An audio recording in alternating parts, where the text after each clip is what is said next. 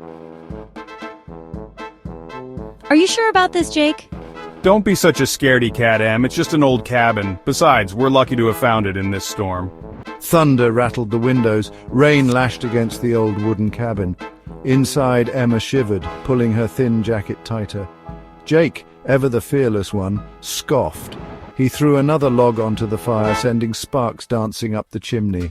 Emma bit her lip, her gaze darting around the shadowy cabin. Cobwebs clung to every corner and dust lay thick on the furniture. The air hung heavy, thick with the smell of damp wood and something else, something unsettling.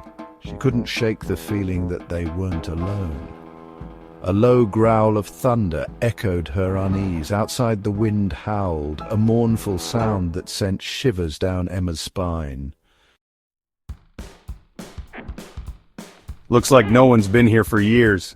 Jake rummaged through a dusty cupboard, pulling out chipped mugs and cracked plates. He held up a cobweb-covered teapot. Emma wandered over to a dusty table. A faded photograph lay half-hidden beneath a pile of rotting books. She picked it up, brushing away the grime.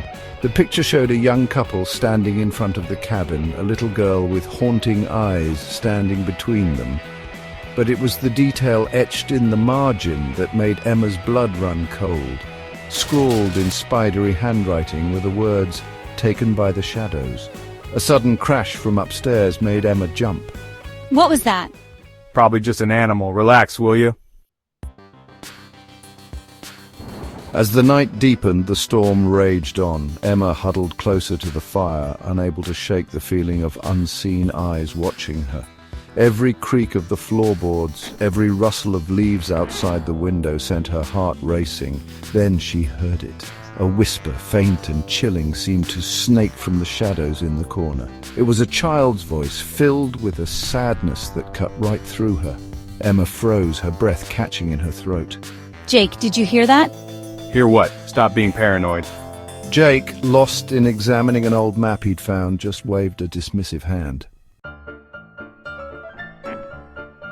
The whispers grew stronger, weaving around the room, taunting them.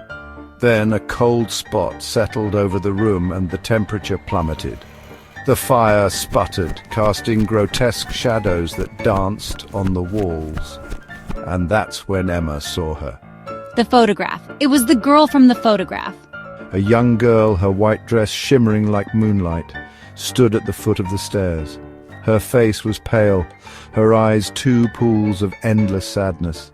Emma gasped, her hand flying to her mouth to stifle a scream.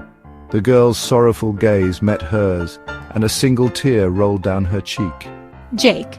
Emma choked out, her voice a strangled whisper. He glanced up, his eyes following her terrified gaze, and then he saw her, the ghostly girl. His cocky grin vanished, replaced by a look of pure terror. The ghostly girl glided towards them, her small hand outstretched, her whisper a mournful wail that echoed through the cabin. Taken by the shadows. Emma scrambled back, her heart pounding against her ribs. This was no game, this was real. We need to get out of here. Jake yelled, scrambling to his feet. He grabbed Emma's hand, pulling her towards the door. But as they reached for the handle, it turned icy cold, and the door slammed shut with a resounding boom. They were trapped. The ghostly girl's laughter, high and chilling, filled the air.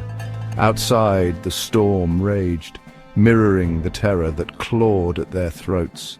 They were hers now, just like the family in the photograph, taken by the shadows of the cursed cabin. The night was far from over.